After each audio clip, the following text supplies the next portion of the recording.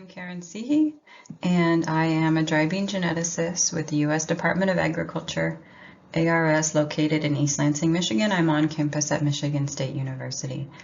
And today I would like to talk about whole beans versus products made from bean flours, and a little bit on the convenience of these products and how we can develop convenient products and their relationship with nutrition and health.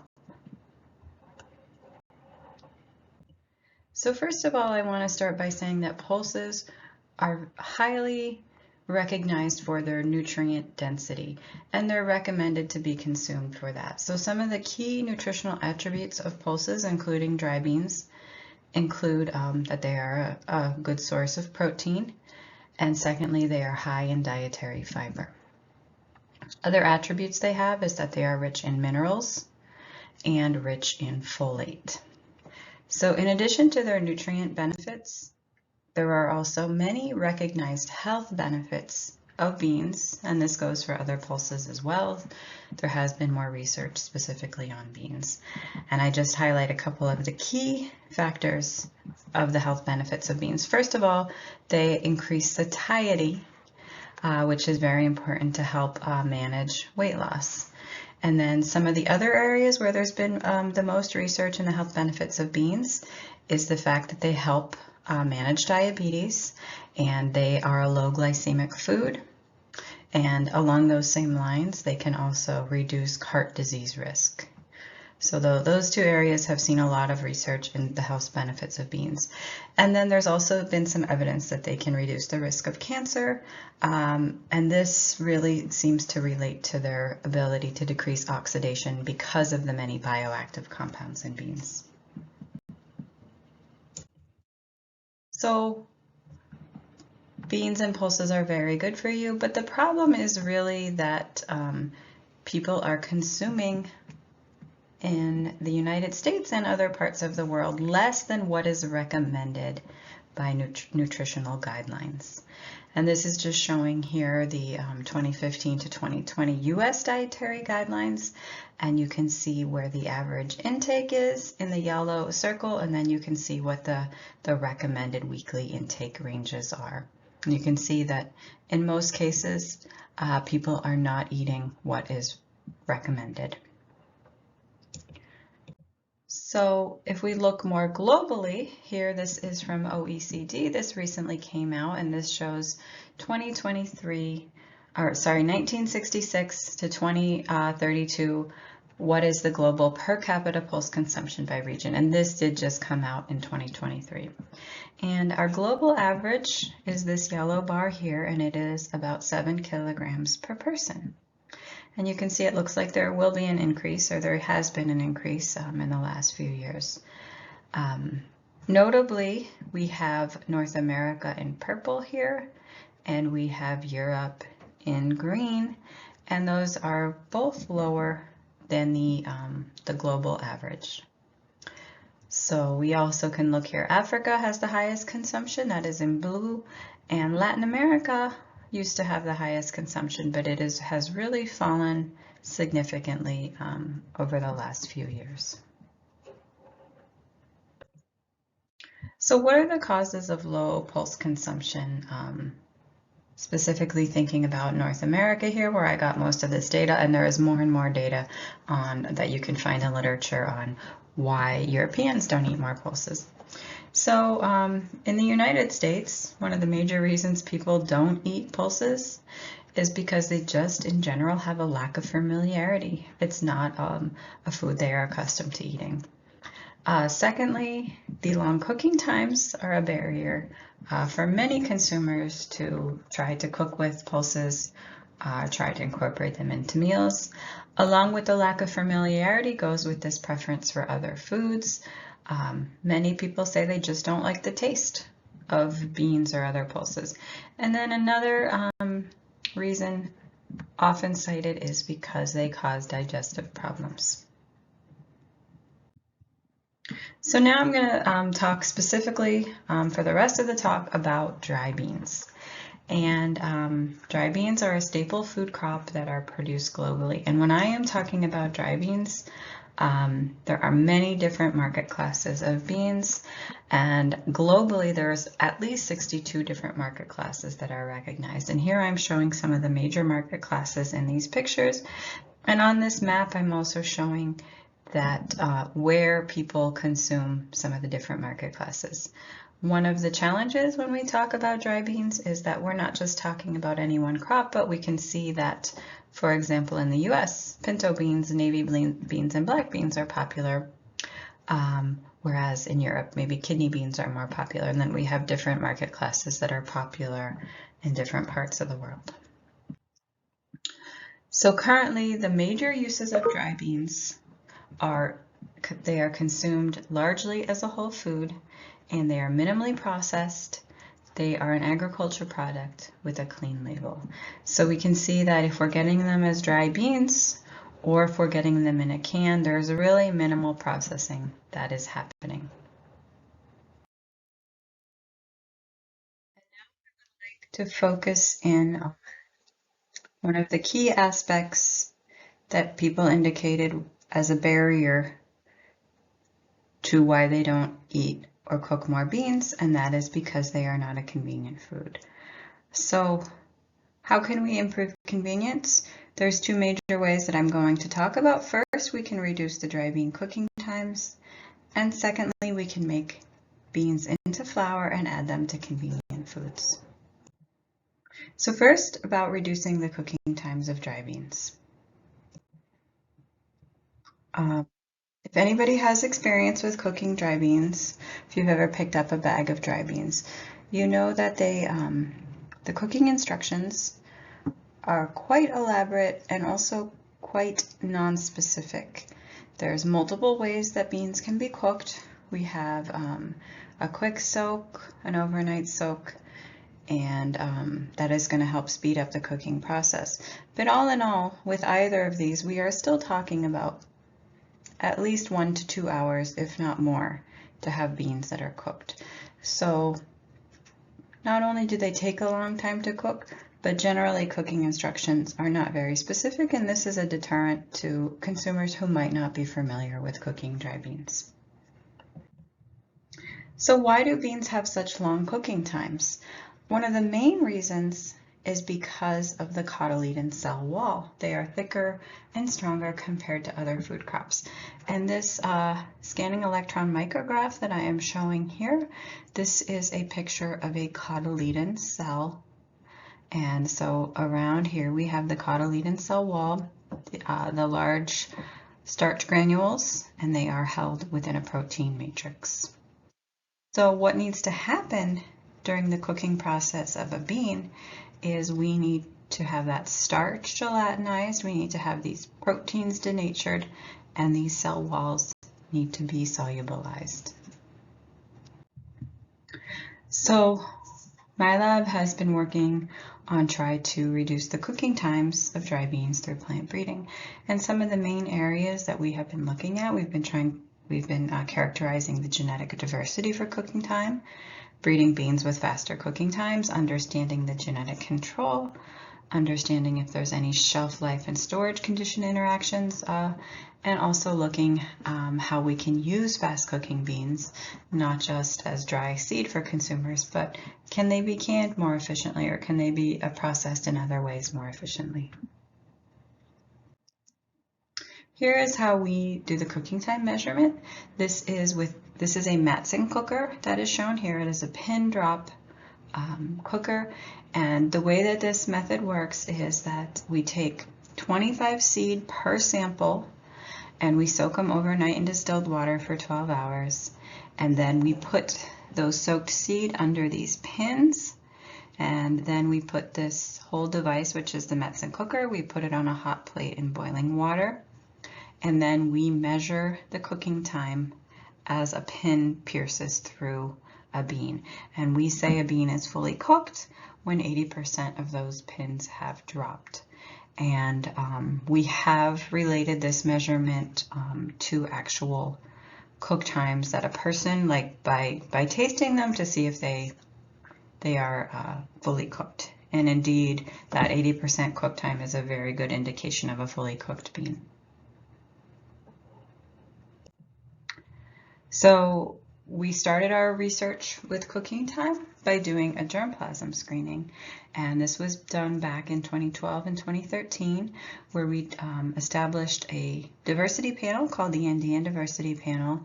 It was about 200 genotypes of beans from North America, Africa, and then we had some entries from other parts of the world. And so we grew them for 2 years in Montcalm, Michigan, and then we did the cooking time measure with that Matson cooker. And the variability that we found is shown here in this histogram. We had one bean that cooked in as fast as 16 minutes, and our longest cooking time was 90 minutes. And I just want to remind you that these were like ideal conditions for cooking time. You might not see the same thing if you were to do this in another environment, or you had different storage, or you used hard water or things. But these were optimized cooking times that we got in this experiment. And what we found that was really interesting to us was that the beans that had the shortest cooking times are these 6 that are shown here. And 5 of the 6 came from locations in Africa, and 3 of the 6 were of these Manteca market class from Angola. Then we followed up to understand a little bit more about the genotype by environment interactions of cooking time. In order to do this study, we developed a smaller panel of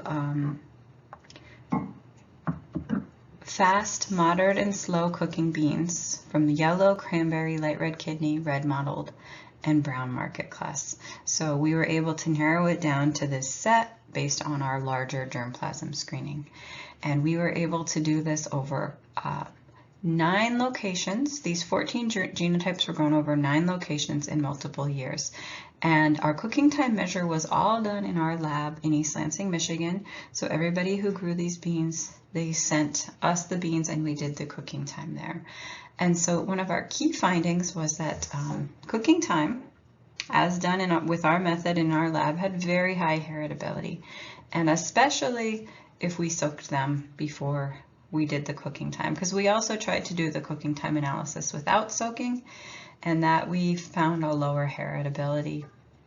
And generally that's because some beans don't take up water, and if you don't soak, you can't see that hard shell. We also found that there was limited crossover genotype by environment interactions.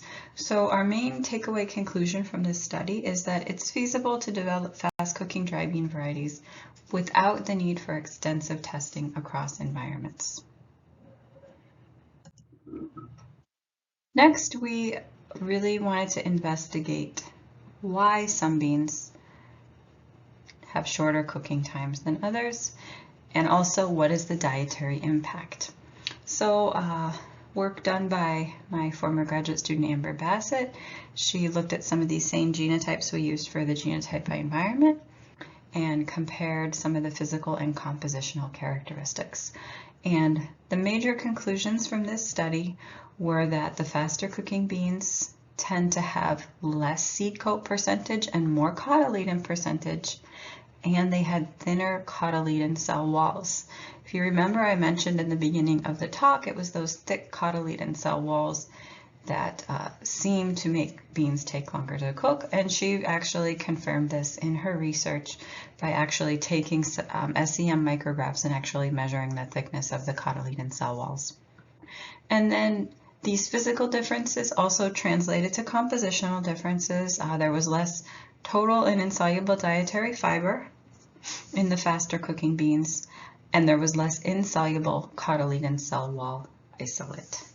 So again, it seems that fiber is a major reason as to why beans can be faster cooking. And here, just to follow up on the cooking time and the cell wall thickness, as I have mentioned to you, these are the different beans that were used in that study. And here we can just see that if we look at the seed coat thickness before cooking, we have in our yellow beans, we have the fast cooking one has a thinner at 0.96 than the slow cooking one at 1.41 micrometers. And then if we look at our brown beans, we saw the same thing. The slow cooking one had a thicker cotyledon cell wall than the fast cooking one. And compare this to lentil, which is one of the pulses with a very fast cooking time. You don't even need to soak it, and it's really promoted as a pulse that you can cook quickly in just about 20 minutes without soaking. And so this has a quite thinner cell wall compared to these common beans here.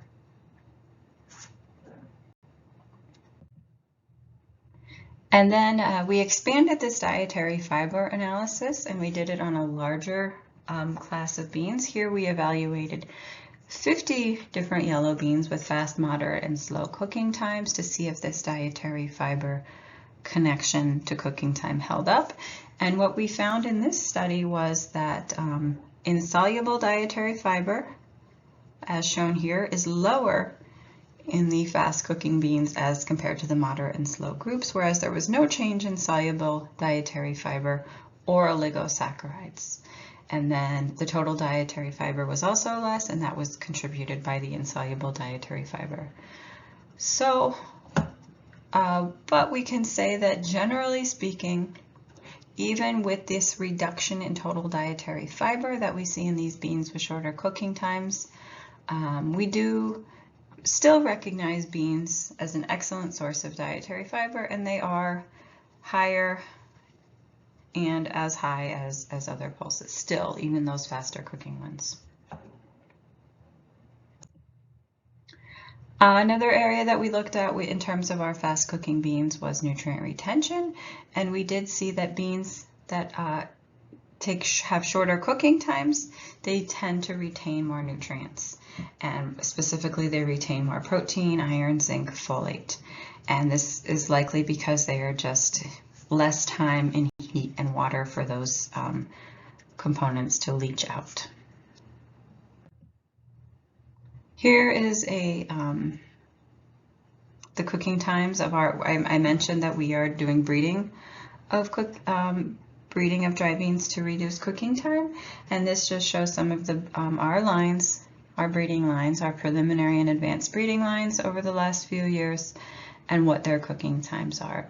And I just have them separated out by market class. And what I want to point out here is that we've been focusing a lot on the yellow beans. As I mentioned in our first germplasm screening, we found a lot of very fast cooking yellow beans. For Angola, we've been using those in crossing, and it really does hold up that we can get some very fast cooking times in the yellow beans. But in all the market classes, we can find beans that are faster cooking than others. So it's worthwhile to select and evaluate germplasm for cooking time, especially if we want to think about the appeal to the consumer. So next I'd like to move into our other way that we can improve convenience. And the second way, besides making beans to have faster cooking times, is to mill them into flours and expand their uses. And there we can add them into pastas, breads, or baked goods. So here, Dr. Sharon Hooper, she is a postdoc, food science, working with me, and she has been working for a few years now to develop dry bean flours for use as an ingredient. And we've been trying to look at the functionality, the consumer acceptability, and the nutritional value all at the same time. So one of the really interesting findings when we started milling beans into flour that was a surprise to me was that when you mill beans into a flour, the structure is very different than a whole bean. And so the major difference is that when you have a cooked bean, like for example, this is a whole navy bean that's cooked, those cotyledons stay intact. The cell walls stay intact. Even if we were to mill this, these still are going to stay intact once they're cooked. But if you take a raw bean, or even a heat-treated bean, or even a soaked bean, and you mill it, then you get the broken cell walls. So now we are dealing nutritionally and health-wise, potentially, with two very different types of foods. Here we have our cell wall intact, and there we have our broken cell wall. So This is really important because if we think about those cell walls that are intact, that is really what is contributing to that low glycemic response in humans. Here they go very slowly through digestion. Those whole cooked navy beans that was in the last slide, they slowly go through digestion as compared to broken cell walls. So we actually did a study, and this is in collaboration with Sharon and Dr. Donna Winham, who works at Iowa State University, and we made bean pasta with black beans, and we also compared it to whole black beans. This work was all done. Sharon made the pot. We grew the beans. Sharon made the pasta, and then we sent that to Donna for analysis, and she worked with humans and fed them these meals and then measured their blood glucose. And the key takeaway message from this is that yes, whole beans have a lower glycemic response than bean pasta. That is true. So that breaking of the cell wall has been seen in the literature before. That definitely, when you break the cell wall and you make it into a flour ingredient, you're going to have a higher glycemic response. So if you were diabetic, you'd probably want to choose eating your whole beans. But then we also looked at a couple of different flour milling methods. The reason we did this is because we don't yet have clear specifications for bean flour, unlike wheat flour where it's clearly known what the particle size should be, what the amount of protein should be. We don't know that yet for beans because it's a newer type of product that's just being developed. So we used a couple of different flour milling methods that resulted in different particle sizes and different protein. And basically what we found is we had 3 different types of bean pasta that we made with different flours. They all had very similar glycemic responses. The whole beans here in blue, they had much lower glycemic response than the bean pastas, but the bean pastas were generally better than eating the control, which was a slice of bread, slice of white bread. Another thing that processing method impacts, interestingly, is the iron bioavailability. So here is a benefit to milling our beans. In the case of white kidney beans here, where we compared some white kidney beans cooked in boiling water, where we get the intact cotyledon cell, or we took those beans and we milled them and made them into pasta and we got the broken cotyledon cell, we saw that the iron bioavailability was much higher in the bean-based pasta. And this is exciting because this is an iron deficiency is actually on the rise as we're moving to more plant-based diets. So this is really something that we're going to need to think about. And we know that plant-based foods have notoriously low iron bioavailability. So if we could develop some plant-based foods rich in protein, rich in iron, and also high in iron bioavailability, this can really help some of our vegetarians and vegans. Now, we did the same exact thing with black beans, where we compared cooked black beans to cooked bean pasta. Now, the challenge with black beans is they are loaded with polyphenol inhibitors of iron bioavailability. So this is really the example of the plant-based food with low iron bioavailability. Now, when we do this study, we don't see any benefit by making the beans into a pasta, probably because all those inhibitors have already bound the iron. Another interesting finding with the bean-based pasta is that we saw that there was actually more folate than in the cooked beans. So here we're looking at, this was the case in both white beans and black beans, that making it into a pasta actually preserved more of that folate. So in summary, here are some pros and cons of whole beans versus bean flours. So the cotyledon cell wall in whole beans stays intact, but in bean flour it's broken. The glycemic response is lower with whole beans and higher with bean flour. Iron bioavailability is lower with whole beans, higher with bean flour in the case of white and light colored beans. Folate is lower in whole beans, higher in bean flour. At-home energy use, which I didn't talk about today, it's shown to be higher with whole beans as compared to bean flour. Oligosaccharides, which are very important to our digestibility and that, consumer appeal. I also didn't talk about this today, and I think this should be an active area of research. In some cases, it looks like the whole beans have higher oligosaccharides than the bean flour, but I think this is still an open question, and more research is really needed here. So we have been trying to implement the fast cooking, high iron bioavailability, and also using beans as a flour into our breeding pipeline, and we have 2 new yellow bean varieties that are coming out soon. So I'd like to acknowledge the many people who have helped and collaborated on this project, and they are listed here. So thank you.